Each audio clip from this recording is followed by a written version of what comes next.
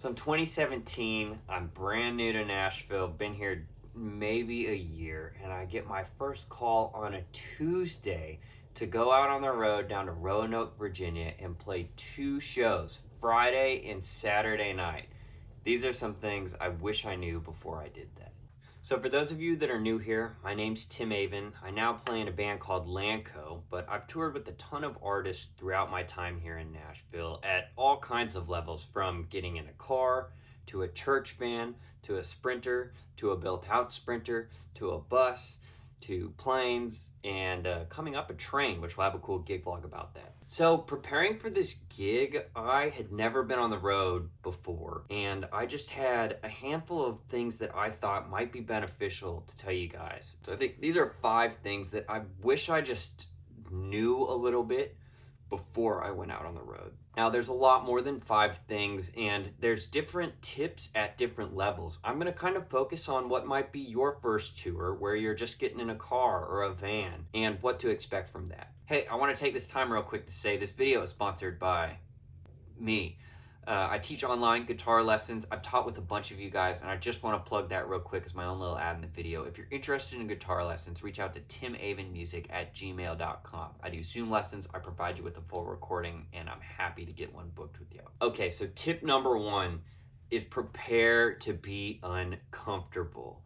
Touring can be a lot of fun, but it can be very uncomfortable. It can be a lot of late nights, a lot of long drives. I want to just talk about some of that. So this gig that I got the gig on a Tuesday. We leave Friday morning to play Friday night and Saturday night. Now, I had never met any of the band members, and I had to learn a set of about 50 songs for it. That was a lot of work, and I was nervous just, man, even just learning the songs. I mean, that was so much work. I was in shambles. I was so nervous about it. I didn't even have time to think about these things of like, I'm going on the road and we're gonna stay somewhere, I guess, and we're playing.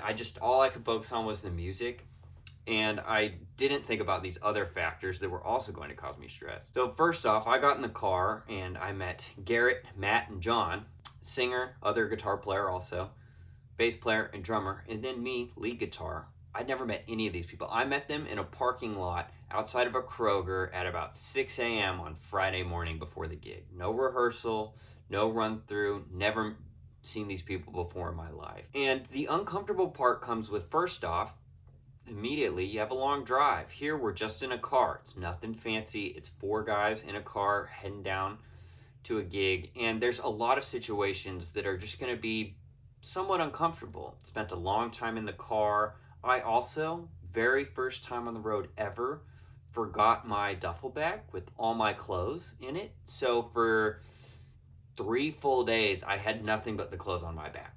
No toothbrush, we went and bought a toothbrush and deodorant, but I had no other clothes. Thankfully, I was wearing something that was like acceptable to play in.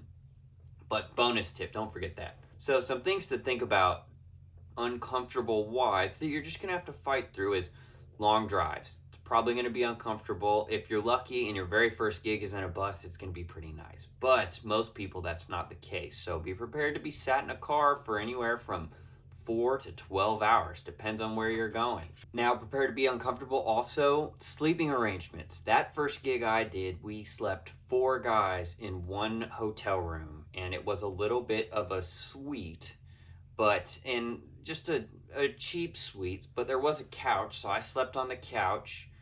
We had 2 guys in the bed, and then someone slept on maybe a cot. But I've slept in all kinds of sleeping arrangements, and I've slept a lot of times where there's one hotel room, there's 4 guys, 2 beds. The key there is, here's a pro tip: face the other way when you sleep, right? No one wants to wake up and the dude's right here next to you in your face. But that's a common thing when you're brand new to doing it. There might not be money for multiple hotel rooms. I would not plan on getting your own hotel room. That is a luxury. So be prepared for sleeping wise. I didn't even think about that, and we got there and I was excited to play, but I was like, oh man, we're all staying here. Now, thankfully, my first time out we had a couch, but many times after that, sharing a bed with someone, and someone you don't know, which can be very uncomfortable. The last part about this being prepared to be uncomfortable thing, I found this is what I struggled with. I liked to somewhat go out. I was never like a hard partier beforehand, but when it's just 4 guys like that and you have 1 car or 1 Uber or 1 hotel room, and these guys were all seasoned and have been out on the road a lot, what do they want to do afterwards? They want to stay out, even if it's just staying at the bar. And those first gigs, we were at the bar until they closed, and then sometimes we'd go somewhere. And I remember being so many times so tired. I didn't want to be out anymore. All I wanted to do was go to sleep, and there's nowhere for me to go. It wasn't easy to just, I'm going to call an Uber and get to the hotel. I also wanted to hang, be with the guys, make friends, kind of build that bond, because I wanted this gig. But there was a lot of nights where I'm just so tired and I can't do anything. Now, I will say this is where the different levels differ. Now, Lanco, we're in a bus. If I'm tired, I can just go get in the bunk. If I want to go back to the hotel, I can have a runner take me back. Or now I could Uber. Maybe Uber was around when I was doing this before, but it just wasn't as prevalent. I never thought about Ubering to the hotel by myself. So when you're brand new, be prepared to potentially kind of have to stay out way later than you want. And look, I hate to say this, but that's kind of important. You're going to make friends with the people that you're out with if they want to stay out by staying out and hanging out. It doesn't mean you have to get blackout drunk with them. But if you're calling it early immediately after the gig and you're never hanging out with the people you're out on the road with, you're not going to build that camaraderie that's hopefully going to keep you the gig. And I think that's kind of important. So just be prepared for that. There's so many nights, I still have this sometimes, where I just want to go to sleep. And now I can, but man, I spent a lot of times out, and Matt, the bass player, is still talking to some girl and no one wants to be there, but we're all still there, and it's just I love you, Matt. Anyways, okay, let's go on to number 2. This one is important, a little bit more on the technical side. You got to make sure your gear is good to go. So what do I mean by that? Testing your stuff beforehand, right? You want to make sure your guitars are playing right. I'd bring a backup guitar if you can fit it. If you're not flying, you should be able to bring a backup, and I would bring a backup. Make sure your amps are working. Make sure all your pedal board stuff is working, and then bring extras. It's tough, and some of the basic stuff is obviously bring an extra set of strings, bring a pair of wire cutters to be able to change your strings. Bring some extra cables, bring an extra strap. Like, don't forget those things. The last thing you want to do is there's no strap and you have to sit down for the gig. That's not going to be cool. Also, amps. Look, amps like to die, and as much as I love using a real amp, if you don't have a backup, whether it's having an actual extra amp in case your amp does die, even if you leave it in the trailer and that's worst case scenario and you have to run out there and grab it maybe, that's better than not being able to play the show. Or having a backup that's digital, one of the UA pedals, a Strymon Iridium, an HX Stomp on the ground, something where if worst case scenario happens, if you're using an amp, you can still play. Because if you're all the way, 8 hours from home and you've got 2 nights in a row and your amp fails on the 3rd song of the first night, like, you got to be able to do something. And if you can't, the person should still pay you, but it is a little bit like, dude, you didn't even play, and what are they going to do? So keep that in mind. You want to make sure your gear is good to go before you get on the road. Test your stuff. Make sure you have backups, and make sure you have a plan in case something fails. I'd plan for that. Okay, if my amp fails, I've got an Iridium pedal. I don't want to use it, but if it fails within 1 song's time length, the sound guy can help me get a direct in set up for that, and we can be on the road and going. Those are really important things to think about, and you don't want to be caught with your pants down on stuff like that. Okay, number 3. This one, I don't know what I expected. I think some of it was because the first time I went out on the road, I was just so broke. I just didn't have any money. I had played some gigs in town. And in town, you get done in the most of the time, from my experience, I was getting paid immediately after the gig. Here, on these nights, I was not getting paid immediately. I was going to get paid. It ended up probably being, 3 to 5 days after we got back from the run. But at the time, I really needed that money, because this is a 2-part point. Everybody's different, but you're probably not going to get paid immediately after the gig if you're doing multiple gigs, or even just one. Most of the time I get paid a day or 2 after I come back. The artist gets the check, then they clear the check, then they send me out the money. But also with that, is being on the road costs money. Again, this varies per levels. I hate to say this, it's honestly kind of unfair. As you go up in levels, the travel gets nicer. Being in a bus is great, and most of the time you have full catering. You're also given I haven't bought alcohol with Lanco in I don't know how long. So I spend less money now, and it's a lot more comfortable to travel. But when you're starting off, and I did this for so many years, if you've got an 8-hour drive, you're probably going to need to eat lunch somewhere. Now, a lot of times that's going to be McDonald's or Hardee's, whatever, one of those things. But that costs money. If you go a little too crazy on the gas station, you like beef jerky, okay, you get beef jerky and a soda and some sunflower seeds, you're at like $15 right there. You do that twice on the trip, you're at $30. If you're only getting paid $175 for the gig, you've just lowered your amount you're making. And you need to eat food, so okay, then you got $10 for one McDonald's thing. Then you want some dinner. Lots of times, at least in the cover bands things, the venue, it would be a bar and restaurant, and we'd get either discounts on the food or they would give us a meal. So that's one meal out, but then on your way back for the 8-hour drive, you're probably going to want to eat breakfast. You probably eat twice then. Think about it. It's pretty easy to not think about it and spend almost $100 just on eating, gas station snacks, whatever you might buy. And if you really think about it, if you're getting paid $175 per show, by the time you make it back home, you've made $75. Now, there's different rates, and a lot of people that I know won't go out of town for $200. But when you're brand new, you might be taking whatever you can get. You might want to go experience it. So keep that in mind. You're probably not going to get paid immediately, and it costs money to be out on the road, even if you like coffee in the morning. Okay, if it's a cheap gas station coffee, you're probably at $2 there. Well, if you're out for 3 days, you do that 3 times, now you're coming up on $6. It's things that you don't think about that I would hate to go back and look at the amount of money I actually made. I always came back, feel like, yeah, okay, I made $175, but I would hate to go back and break down how much I actually made based on how much I had to spend. If you forget your bag and you have to buy a toothbrush and toothpaste and deodorant, that's a little bit of money. So keep that in mind, that it does cost money to go out, especially when you're starting, and you want to be kind of frugal if you want to maximize your amount of money that you're making out on the road. Okay, number 4. This is important. This might seem obvious, but I'm going to talk for a minute about this. You are probably going to be out around alcohol, potentially drugs, and then I'll talk some about the girls thing too. So look, every group is different. I've been out with groups that don't drink barely at all or at all. I've been out with groups like Lanco, where it's very adult, everybody drinks, but nobody's ever getting, as the guys call it, fat-tongued, or no one's ever intoxicated. And I've been out with people that are just blacking out all the time. I've spanned the gamut, and this is a good thing to think about, and maybe think about how you feel about it before you get in this situation, because you've never met these people, you're brand new, you want to do well on the gig, you also want to be buddies and keep the gig. Well, if they're all taking shots before the gig, you might kind of feel that first time being like, okay, I'm going to take a shot before the gig. Now, this is how my story went. That first gig, I love all these guys I went out with. These guys like to drink.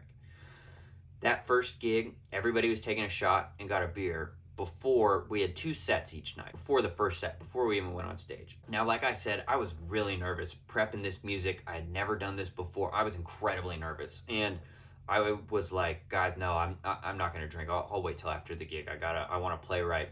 And they were all cool about it, which is really awesome, because some people might be pushing you. You don't know what kind of personalities you're gonna be out with. They all still were taking shots and drinking beers, but they were like, no problem, man. Okay, that's cool. They were nice about it. Now, we get done on the first break, got the nerves off a little bit, I played the songs, I didn't get booed off stage, I played some decent solos, I'm so much better now than I was then. And then I was like, okay, I'll have a beer. I'll bring the beer up for the second set. So I did, and then later that night, once we were done playing, I liked drinking, especially 23-year-old Tim. I wasn't crazy, but I was like, okay, I'll do a shot, and then, because then I didn't have to perform anymore. I didn't have to work and make sure I was playing right. But this is a really good thing to be aware of. Mostly the alcohol, especially if you're touring with a Nashville act and a country band, and it's these cover kind of bands, there's normally a lot of alcohol involved. In fact, a lot of times there's alcohol being brought to you on stage. And just even being aware of that and saying, okay, I don't want to drink it all before the gig. Or maybe just setting some ground rules for yourself. I don't want to drink it all before the gig. Maybe I don't have, I want a beer, but I'm not going to have the first sip until the gig starts playing. Right? Okay, I won't have a beer until the second set starts. Maybe I don't drink anything until afterwards, and then I can have as much fun as I want. It just depends, and a lot of people will lose the gigs and honestly themselves on just drinking way too much. I've known a lot of great players that get blasted during the gigs because they've played these gigs so many times and they're so burnt out and they just get drunk and don't care about it. And those are great players that I would never call for anything else. Never. And they might be just doing these cover sets for the rest of their lives because, man, at the higher levels, professionalism is important. It's mostly alcohol. Now, me personally, running with drugs on it, I haven't really been around any hard drugs. Maybe I've just gotten lucky with the people I've been around, but I've toured with a lot of acts, and you know, it's not all like just sex, drugs, and rock and roll. It's more alcohol and potentially people trying to have sex, but most of the time you don't.